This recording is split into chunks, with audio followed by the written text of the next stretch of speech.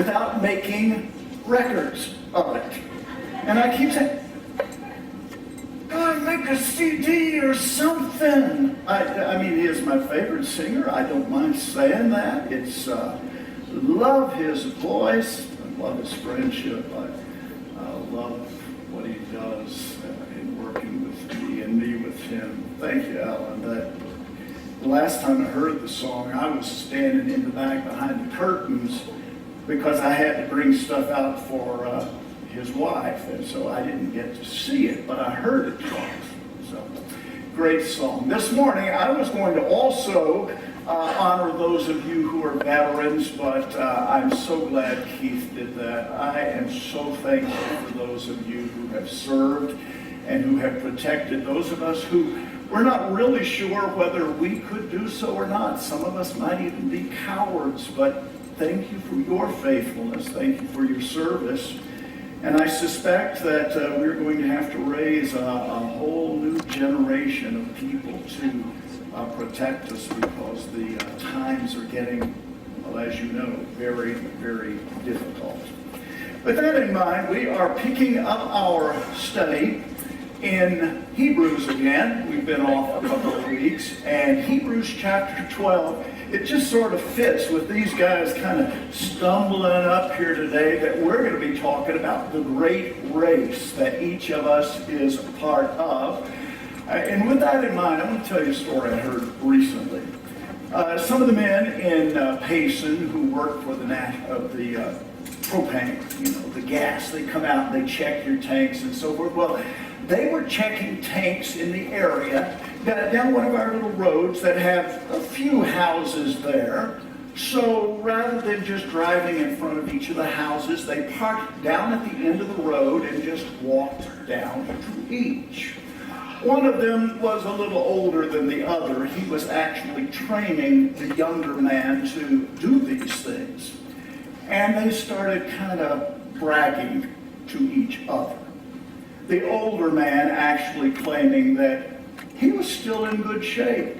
He could whip this younger guy very easily. And it was getting not intense, but, you know, joking-wise. They got to the last one. They said, let's do this. Let's race back to the truck. The one who wins, he'll be El Macho. Okay? So they take off running, and they're running at top speed, and all of a sudden they notice there's this little lady in her house shoes and her curlers, and she's getting ahead of them. And she's looking very worried. They go, wait, stop. What's wrong? She said, look, when I see two gas men running away from my house, I figure I better run too. Well, this morning we're going to be talking about running, and people have all sorts of different reasons why they run.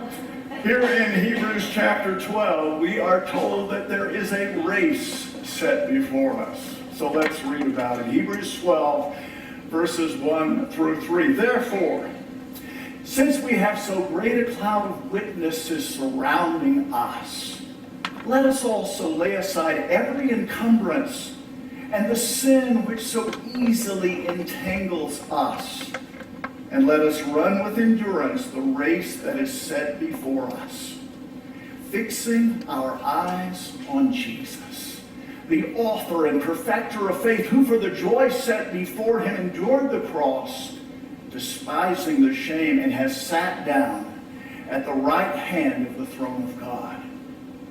For consider him who has endured such hostility by sinners against himself, so that you will not grow weary and lose heart. And it's easy to grow weary and lose heart. Some of us have been Christians for a great number of years, and it's been a good life, but it's easy to grow weary and lose heart. Now, it's interesting that the Apostle Paul, and if indeed he wrote Hebrews, which many of us think he may have, or at least was involved with it, he tends to use a lot of metaphors to describe the Christian life, and obviously he does here. But you think back through some of the illustrations he uses. He uses a soldier. And in talking about our life as soldiers of Jesus Christ, 2 Timothy chapter 2, verses 3 and 4. Suffer hardship with me as a good soldier of Christ Jesus. No soldier in active service entangles himself. By the way, keep that word in mind because you'll see it in Hebrews 12. No soldier in active service entangles himself in the affairs of everyday life, so that he may please as a soldier. In Ephesians chapter 6, verse 11, he tells us to put on the full armor of God so that you will be able to stand against the schemes of the devil. He's using a soldier as a picture of our life and our warfare. There's another metaphor that he uses, and that is of a slave. Paul talks in Romans chapter 6 of our enslavement to Jesus, but being a good type of slavery. Though you were slaves,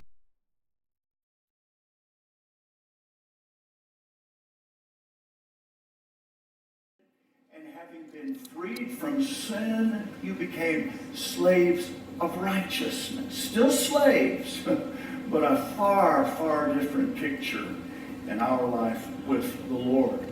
So he uses also the picture of a wrestler. He talks about his own wrestling. He says, we wrestle not against flesh and blood, but against principalities, against powers, against the rulers of the darkness of this world, against spiritual wickedness in high places.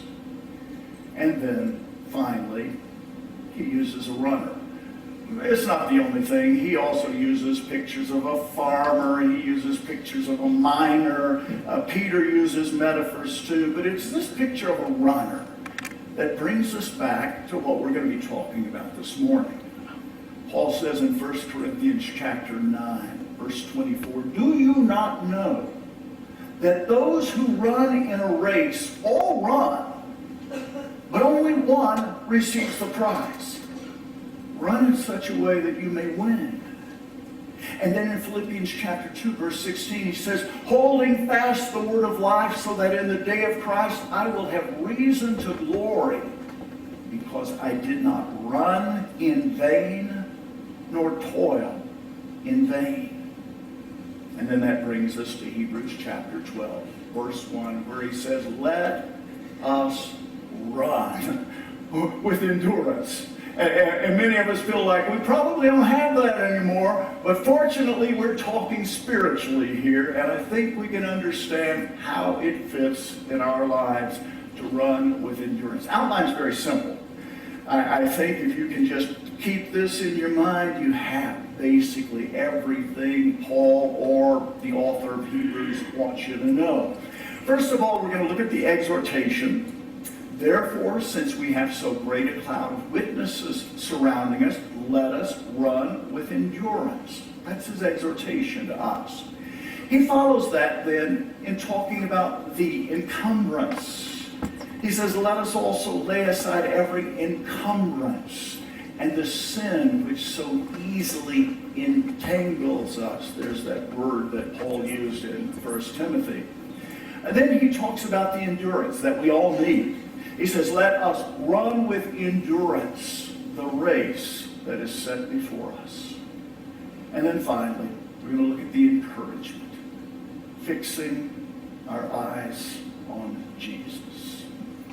I was talking with one of our men this week.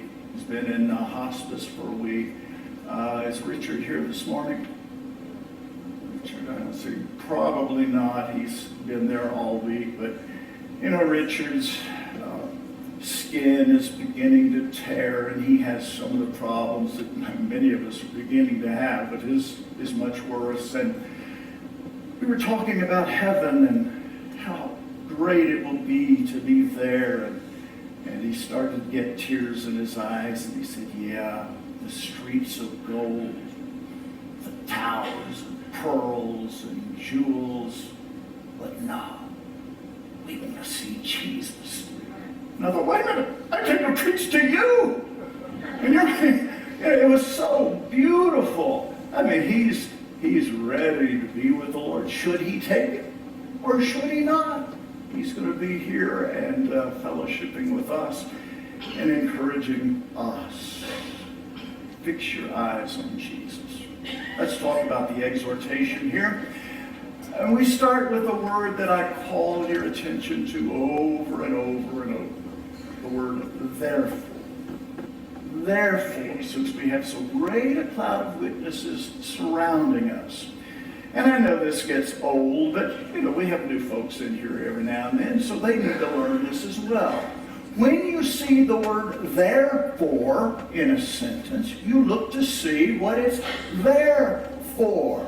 And it's there for a reason always. It always looks back.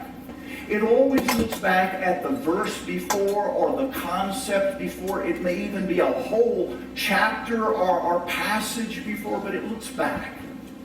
And then based on what has been said, it is drawing a conclusion as it looks ahead. Based on this, it says, you need to do this. And so the author of Hebrews is looking back and reminding us, really, that he has written this letter, this book that we call Hebrews. He has written it to a group of Jewish Christians.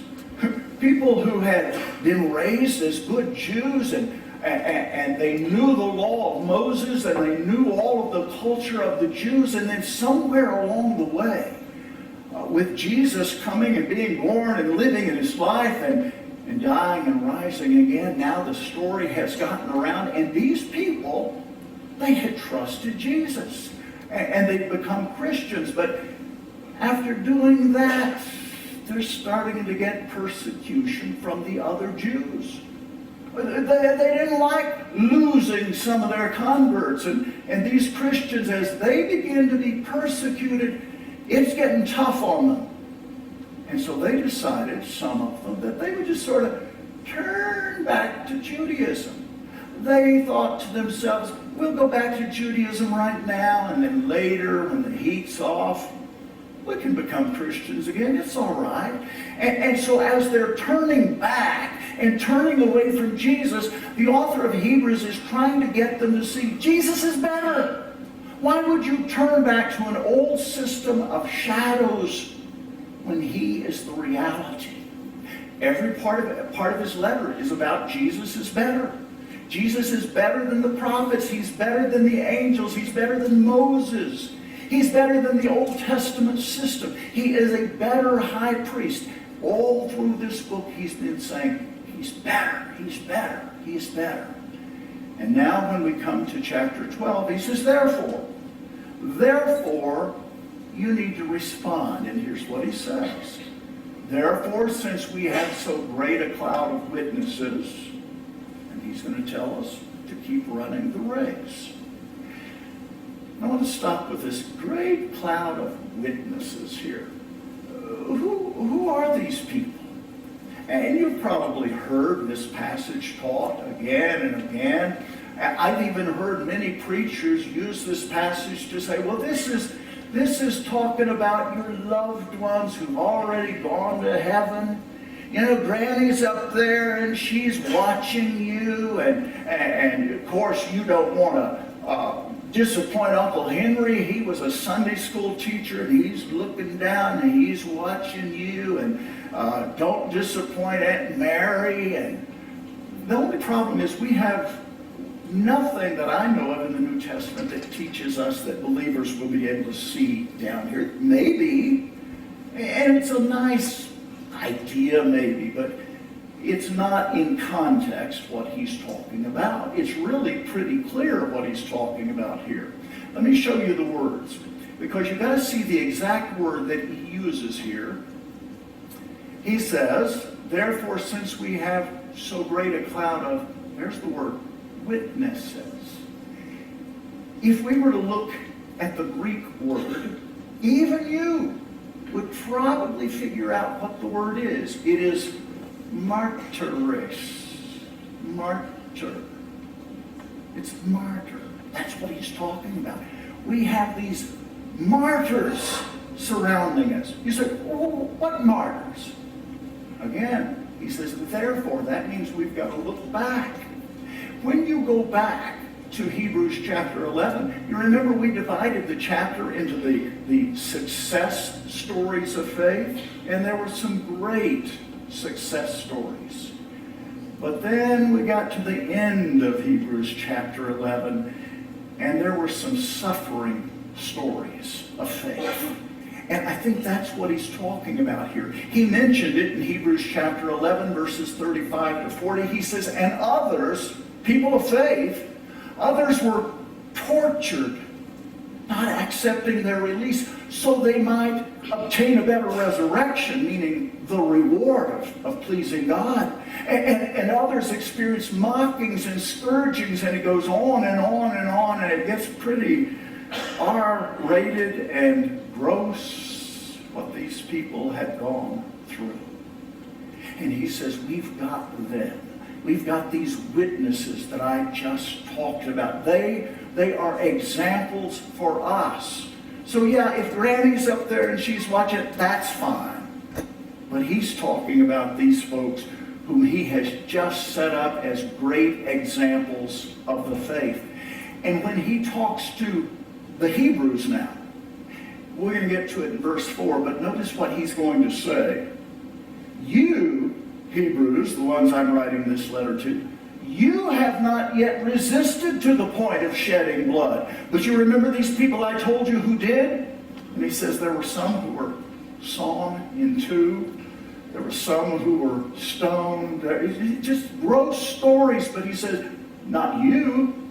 You think you've got it bad? You think you're having to put up with a lot? You have not yet resisted to the point of shedding blood in your striving against sin.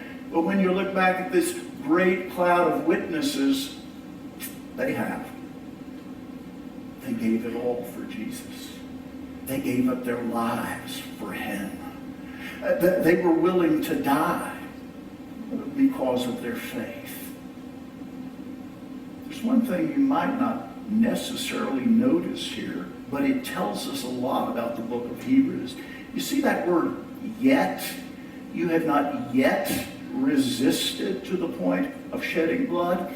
What this tells us is that probably the letter to the Hebrews was written before 70 AD. Now that's a date that you need to keep in mind, because in 70 AD something so bad happened that everything with the nation of Jews goes back to that time. Remember, they had Herod's temple built and things were going well. And in 70 AD, Titus Vespasian, the Roman general, moved into Jerusalem and destroyed it and began the persecution of the Jews that led to the diaspora, sending them all over the world. And the temple was destroyed. All of these things that Jesus said are going to happen. But apparently, by the time Paul writes this letter, it has not yet happened. Because there's nothing about what he's saying here that gives us a hint they've gone through that sort of horrible persecution that indeed was waiting around the corner for them, but it hadn't happened yet. Persecution. Make a point here that we cannot forget, and that is, folks, we can't say we have not been warned. We've been greatly warned about persecution. Jesus warned us. You remember in John chapter 15, he said, if the world hates you, you know that it has hated me before it hated you. If you were of the world would love its own, but because you are not of the world, but I chose you out of the world, because of this, the world hates you. Jesus warned us. That's not all. The Apostle Paul warned us. In fact, in Philippians chapter 1, verse 29, it's not a verse too many Christians like, but Paul talks about our privilege. He says, for to you it has been granted for Christ's sake, not only to believe in him, but also to suffer for his sake. Sounds like a warning to me. Peter warned us about it. 1 Peter chapter 4, verses 12 and 13, he said, "Beloved, do not be surprised at the fiery ordeal among you, which comes upon you for your testing, as though some strange thing were happening to you." It's not strange. You were warned about it. You were told it was going to happen. But to the degree that you share the sufferings of Christ, keep on rejoicing, so that also at the revelation of his glory you may rejoice with exultation.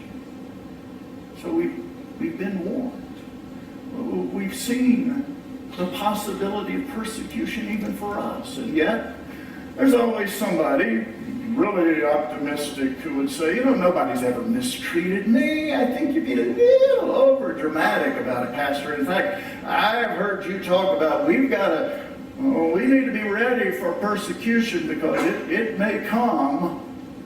I'll stand by the statement. In fact, I would change it to, it will come should you last long enough. I don't think that's being over dramatic. I would say, first of all, if you're not being persecuted, thank God for your heritage. Thank God you live in a country where there's freedom to say what you want to say. There is some sort of culture where people tend not to destroy you just because they disagree with you, but it seems to be changing. You better pray that it will continue. There's a second thing I think you need to think about. This may hurt some of your feelings. But I would suspect that some of us do not see the kind of treatment that the New Testament warns about persecution because we fit in too well with our world. I've watched in my life with churches that rather than standing up as different from the world, we have in the past couple of decades tried to make ourselves just like the world so they won't hate us. No, we will make our church look like a shopping mall. And now, don't get me wrong, I like shopping malls. I'd love to have the new building in our foyer. But see, we say, we don't want to be any different because if we're different, they might not like us. And that may be why you and I are not being persecuted as much as we could be. All you have to do is stand with a group of people, even Christians sometimes, and they say, "Oh, I just love that TV show on whatever," and you say, "Yeah, it's trash." Can't even believe that. I can't believe that they have stuff on like that. I can't believe anybody would watch it. And they go,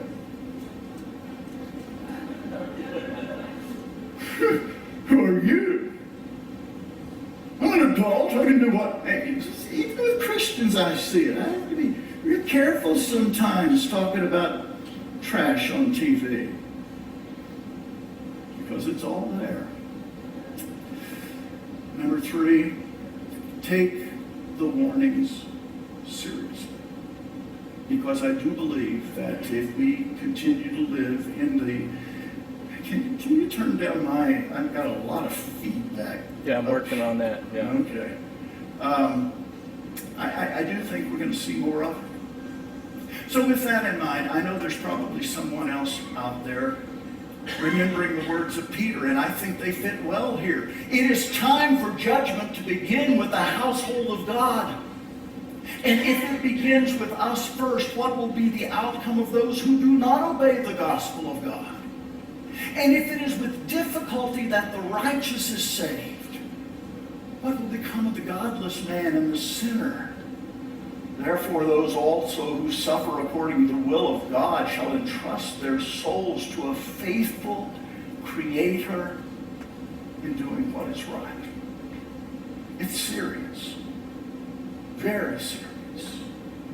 And you might say, "Well, Pastor, I'm not sure I have the courage to stand up for the Lord." I mean, really.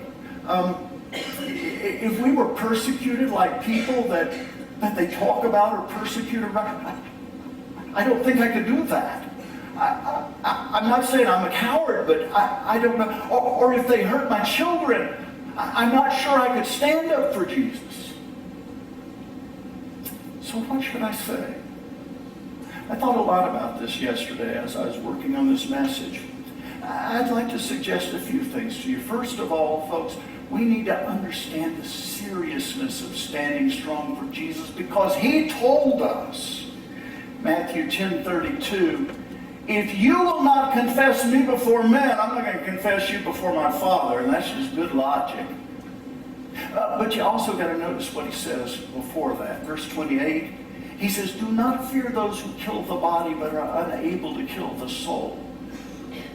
He said, don't fear them. In other words, you trust God because he's the only one in charge of the soul, and you fear him more than you fear man. That's why Martin Luther wrote those wonderful words, let goods and kindred go. This mortal life also. The body, they may kill. God's truth abideth still. His kingdom is forever. So it's worth it to stand up for that which will last forever.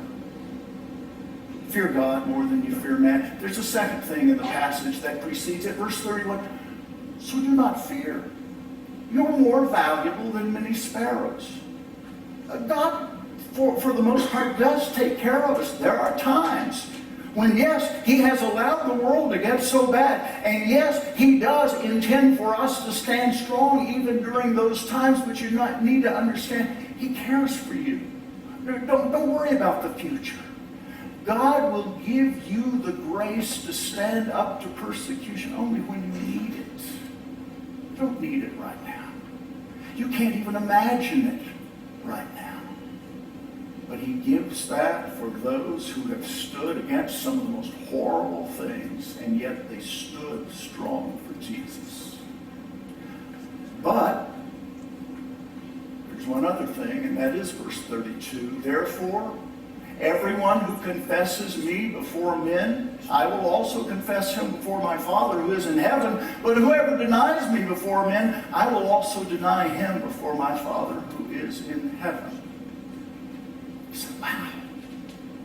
Oh, that's hard stuff. The early church had a problem with this. You know what their problem was? A man named Peter. What about Peter? In fact, their problem was really two men when you think about it. And the issue was all about Jesus. And there were two men that the church had to deal with after the problem. One of those men was Judas. One of them was Peter. And you think about how the Bible shows us these two men. Judas, what did he do? He betrayed Jesus. Peter, he denied Jesus. But when you look at the comparison here, Judas had remorse, but it says Peter repented. And by the way, the Word of God teaches me that he who repents, man, does that make a difference in the way God responds. Judas had remorse, but what did he do? He went out and hanged himself. Well, actually, it says he fell and burst asunder. But we think that what it means is he hanged himself, and he was having so many carbs and fats that he broke the branch, and then he fell down and burst asunder. But of course, I wouldn't say that in a service like this one, because it's a little gross. But he did he hanged himself. Peter repented, and this Peter, who wouldn't stand up before a little slave girl, he said, I don't know him, and he cursed. This same Peter, on the day of Pentecost, stood before thousands and said, you killed him. He went to the cross and you denied him. You turned him back. This nation of Israel will be judged. Whoa, what happened to Peter? Same thing that can happen to any of us. God is a God of the second chance. Don't go out and hang yourself. Repent. If you go back to the issue of the race, Judas lost the race. Peter won the race. And I just lost my text here. Sorry about that. It's amazing what your fingers can press up here and just absolutely ruin it all. Here we go. Lost the race. Won the race. Now, here's the issue. Paul wants his readers, these Jewish Christians to whom he's writing, he wants them to win. And he writes these things to them and to us because he wants us to win the race. And that's why he points us back to those who have gone before us. They won the race. They were faithful. And you and I need to be faithful too. And that's why he takes us to remember the encumbrance, the second part of his message here. And now I can see that demon clock back there moving much too fast, so I will have to move fast too. Notice the encumbrance. He says, let us also lay aside every encumbrance and the sin which so easily entangles us. Now this word encumbrance in Greek is angros. I know that won't throw you, but it means literally a protuberance or a bulk or an extra weight. Now think this through with me. Some of you are great athletes, or you were at one time. When you dress for the race, you put on these little light clothes, you know, they're very thin, usually made out of nylon, so that you're not running with too much on. In fact, I wish some of them put a little bit more on when they run. But you dress for the race. Now, I wore my boots this morning because I like my boots. I discovered they don't run races very well. Sharon and I were down Friday with our grandchildren, and while she and my daughter and my granddaughters all went into rustic stuff to see all the holiday stuff, I was in charge of Micah, who is 2 years old. Micah loves to run. Whoa! These don't run so well. So the whole point is, get rid of the stuff that's keeping you from running well. Now here's another problem, folks. You know, some of us could wear the lightest weight in clothing and the best footwear, but we've still got the protuberance. Better move on from that. Let us also lay aside every protuberance. Now here's interesting. And the sin. It doesn't say a sin. It doesn't say sin. It says the sin. It's a particular sin. What particular sin were these Jewish Christians committing? Well, he doesn't really tell us. I've got to guess. But then he says, it's interesting here in the word order, it literally says, lay aside every encumbrance and the easily entangling sin. All of those words come before the word sin. The idea is it trips us up. What is it that trips us up so easily? And I could ask you the question this morning. I think some men would say, lust. It's what trips men up. It is said 95% of the men in America have a problem with lust. 5% lie about it. Many women would say worry or trying to control, because women have been trying to control men ever since Eve did it. Some of you are doing great at it. That's another message. We'll get to it later. Or it could be a problem with pride, but you're not sure if you have the problem with pride or if you have the problem with truth. The truth is you think you are good looking, and is that pride or is that a mistake? You know, it just depends. Some folks would say that James hit the nail on the head. It's my tongue. I have problems with my tongue. Others would say, no, it's the issue of self-control. In fact, I thought about having us all stand up this morning and talk about what our besetting sin is, but then those who have a problem with gossip would want me to finish early so they could get out of here and start doing it. I don't know what besetting sin you have, but I will tell you the one thing is that, how do we deal with them? how do we deal with the things that trip us up? And he tells us so carefully here. Let us also lay aside every encumbrance. Lay it aside. It's an encumbrance. And the sin which so easily entangles us. The word can mean to strip off, take it off, or it can mean to push it out of the way. It means do whatever you have to do with this sin that is entangling you. Get it out of the way so you can move on ahead. And I think of a great example in the life of Joseph, my namesake. Joseph, dreamer of dreams. What absolute weird dreams. I'm not sure they mean anything, but they're weird. But back to Joseph. Joseph dreamed great dreams. You remember he was in the house of Potiphar. Potiphar's wife said, "You're a good-looking man." I'm not going to tell you how very blatant she got with it, but you remember how Joseph responded.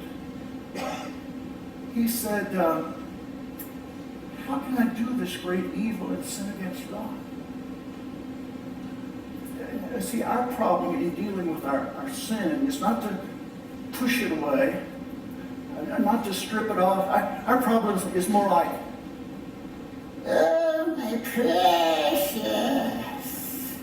And we would say things like, how can I do this evil and sin against God? And get by with it. But you see his attitude? This is tripping me up. This is getting... What did he do with his robe? He left it behind him. Got him in trouble. But it was all a part of what God was doing in his life. The endurance. Got to have endurance, and that's what the Apostle Paul says here in Hebrews. Let us run with endurance the race that is set before us. I'm totally out of time, but I came across this article the other day. What is important about the 1986 New York City Marathon is not who won it, but who came in last. Yeah. Bob Wieland came in last. He finished 413th, dead last. Bob completed the New York Marathon in 4 days, 2 hours, 47 minutes, and 17 seconds. You know why? Because he ran with his arms. 17 years earlier, while in Vietnam, Bob's legs were blown off in battle. And he sits on a 15-pound saddle and covers his fists with pads, and he uses his arms to catapult himself forward 1 arm length at a time. He can run a mile in an hour. That's endurance. That's endurance. Most of us give up so easily. Let us run with endurance the race that is set before. He already told them back in chapter 10, verse 36, you have need of endurance, so that when you have done the will of God, you may receive what was promised. You know, my continual prayer for myself and for many of you. Don't notice the man behind the curtain. Right here.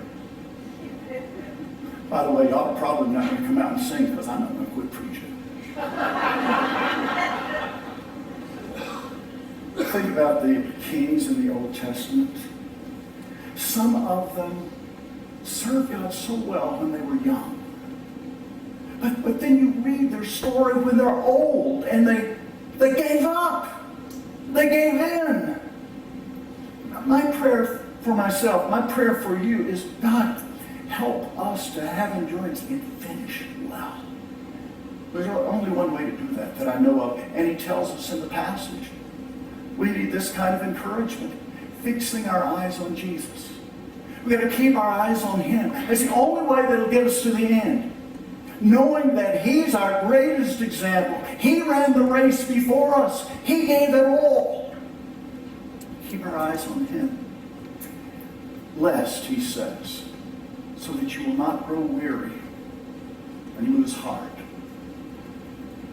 There's so many times we feel like giving up. I started with that. I think of this fellow, Luke Keller, who felt like giving up. I don't know if you've read his story, but it was an interesting one. Luke Keller had some good reasons for giving up. He was so depressed that they called the doctors in to examine him. He had made his way through junior high school. He entered into high school, and the depression was so bad they knew he was going to kill himself. And he was 10. His dad deserted the family. His grandmother, who lived with him, died soon after that. I don't know the details, but his grandfather was convicted and sent to prison. The doctors called it separation anxiety. Didn't matter what you called it. He was going to kill himself. He thought about it. In fact, he came home from school one day absolutely determined to kill himself. But he found a note on the refrigerator that said, "You need to mow the lawn."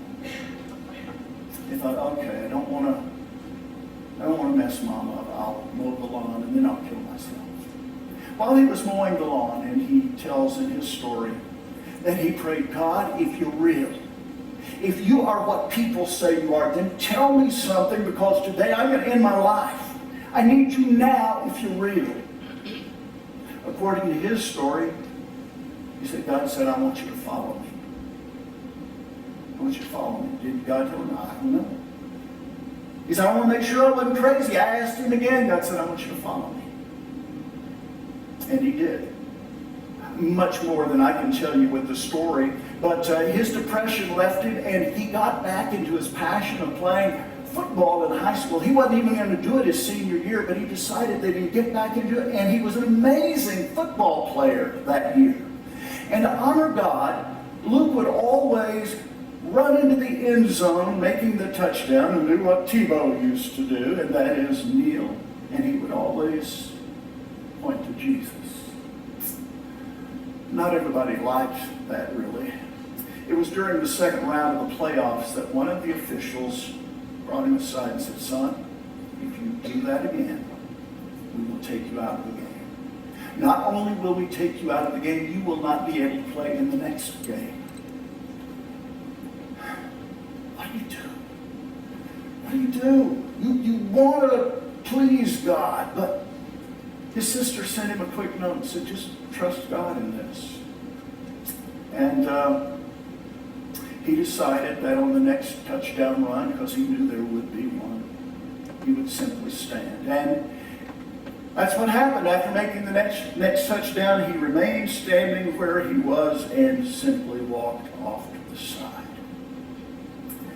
And that's when he turned to the crowd and saw 7,000 people kneel down and point to Jesus.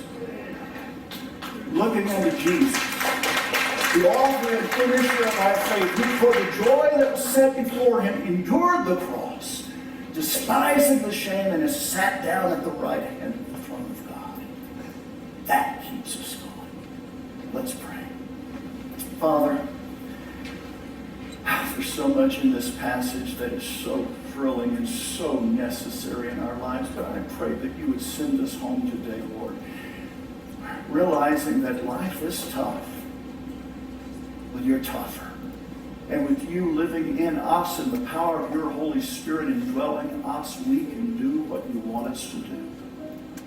Help us to stand boldly for you. We pray in Jesus' name. Amen.